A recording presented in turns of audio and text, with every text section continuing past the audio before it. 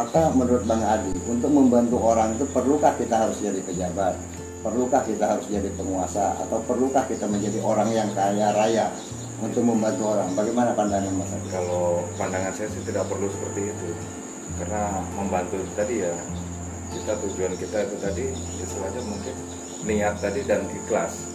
Karena di saat kita membantu itu kan belum tentu juga, kadang-kadang pas kita pengen membantu orang itu pas keadaan kita itu ada.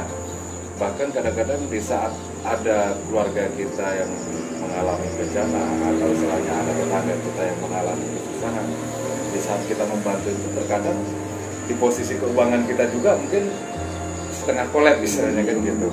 Ya beda kalau sesuatu itu tadi yang seperti ini yang kita dapat rencanakan. Bahkan yang kita rencanakan pun kadang-kadang ya seperti itu juga, kadang-kadang kita dibenturkan dengan apa ya, kesulitan seperti itu. Ya selama ini sih yang saya alami seperti itu. Kadang kita misalnya wah ini bulan apa itu Ramadan misalnya, kita mau bagi paket, kita anggarkan sekian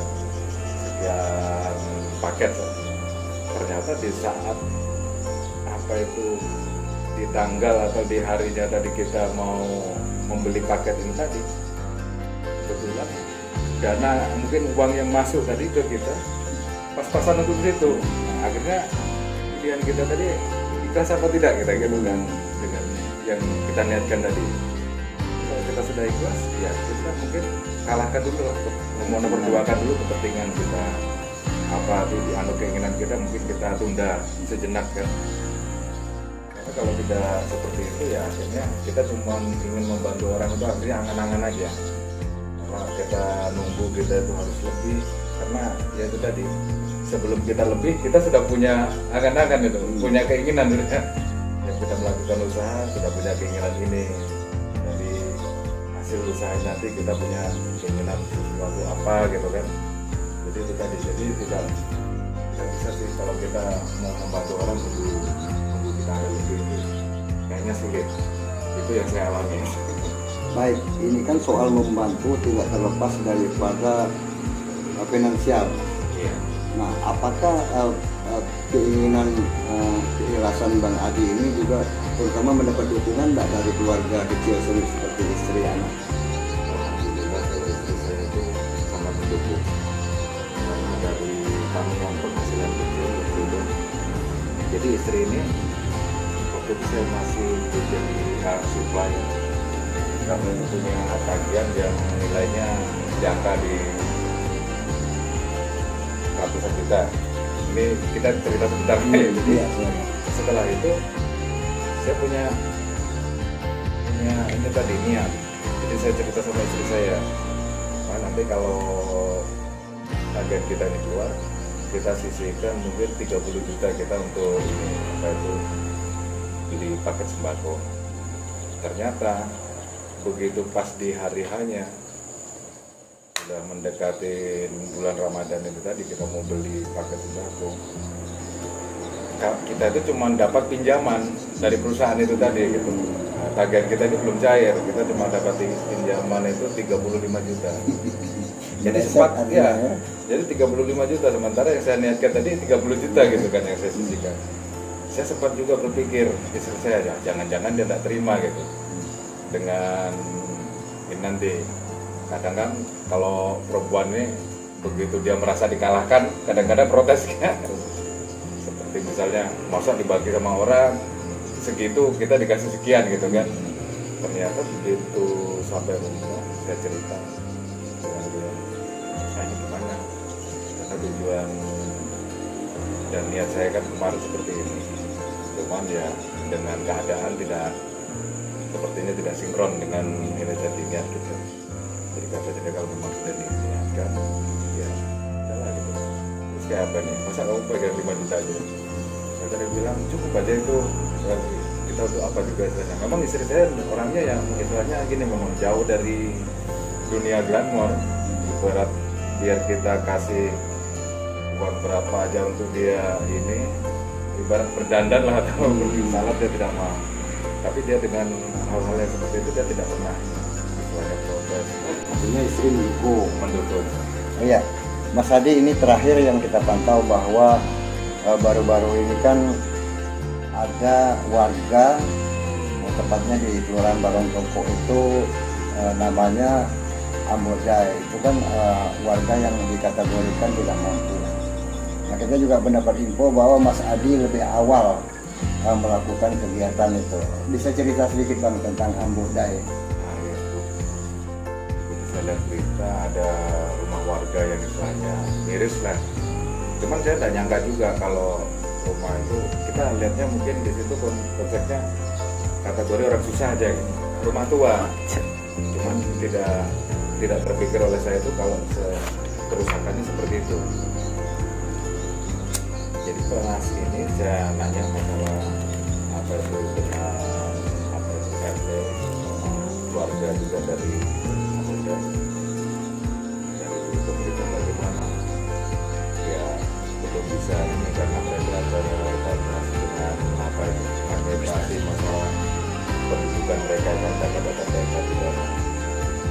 Jadi dari itu dulu kita tidak menyalahkan sih dari pemerintah apa karena ada perbatasan fasilitas dari pihak lain. Kita juga ada perhatian karena selama mungkin sampai saya datang itu kan belum ada misalnya pihak lain yang menanggupi untuk membenahi ada juga ya setelah aturannya aja nanti keputusan saya yang renovasi rumah kita buatkan awal seperti itu juga tujuan apa itu sebenarnya niat kita tadi kadang-kadang kan ingin membantu orang belum tentu juga keadaan kita pas ada, cuman kita ada jalan misalnya kayak mungkin batu, pasir, ada teman-teman yang mungkin bisa dipanggil antar pasir nih kayu kita antar karena banyak teman mungkin kayak bahan bangunan, semen apa segala itu kan ada juga toko-toko langganan kita yang mungkin ya amanlah sudah yang terbiasa dengan nyuplai kita itu tadi. Awalnya itu memang tidak ada rencana, jadi spontan aja saya ngambil keputusan di ini untuk renovasi rumah itu. Oh ya Mas, itu terkait dengan renovasi ini kan selain Mas Adi kan tiba-tiba kemudian itu kan ada pihak lain lagi. Kira-kira bagaimana kerjasamanya tiba-tiba muncul lagi ada penyumbang kedua gitu selain Mas Adi? TNI yang memperbantukan untuk ininya tenaganya, jadi istilahnya untuk luka dia membantukan, jadi akhirnya karena keterbatasan ini juga mungkin skill atau apa akhirnya saya turunkan lagi tukang dari saya juga gitu untuk membantu mereka supaya agar cepat selesai karena kasihan juga sih sama yang sakit ini tadi gitu agar dia segera apa itu tepat mendapat tempat yang layak. Mas, untuk pihak dari TNI Kodim sendiri apakah sebelum pihak Kodim juga ikut berpartisipasi kemanusiaan itu, apakah ada komunikasi antara pihak Kodim 0912 dengan Mas Adi? Ya kalau komunikasinya mereka menyanggupin untuk ini apa itu memperbantukan tenaga tadi. Jadi saya istilahnya yang material atau segala semuanya. Jadi mereka menyumbangkan tenaga untuk mengerjakan.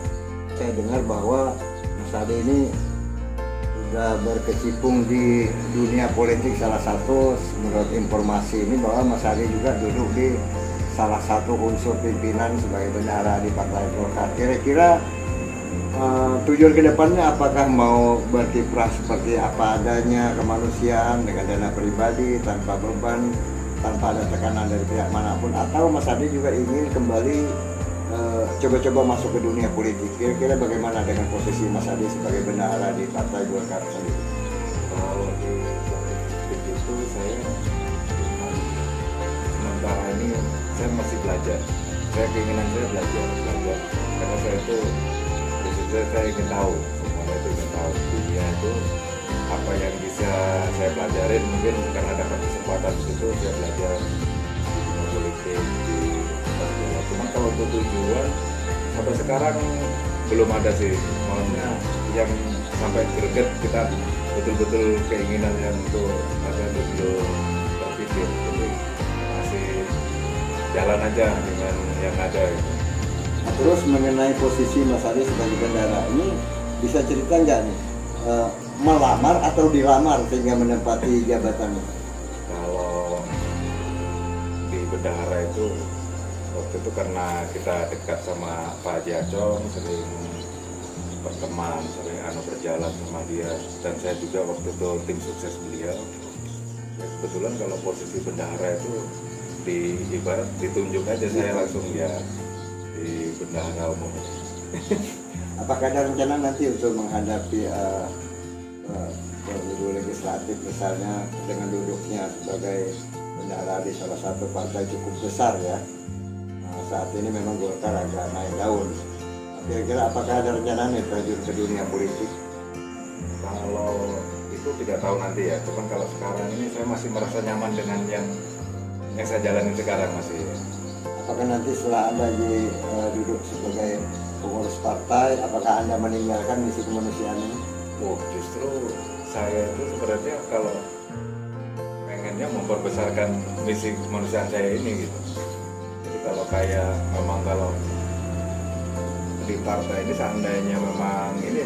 seandainya harus saya maju dari politik atau segala itu, ya saya anggap itu sebagai jembatan saya untuk membesarkan tim kemanusiaan saya ini. Justru kalau seandainya kalau memang dari kita duduk kan tidak membawa perubahan dengan tim ini, mending saya meninggalkan posisi saya sebagai ini, mending saya berjalan dengan seperti ini, karena dengan yang sekarang ini banyak istilahnya saya dapat saudara-saudara baru gitu kan, ya nyaman, banyak keluarga baru, kita di mana-mana istilahnya disambut dengan orang yang sudah menjadikan kita sebagai keluarganya.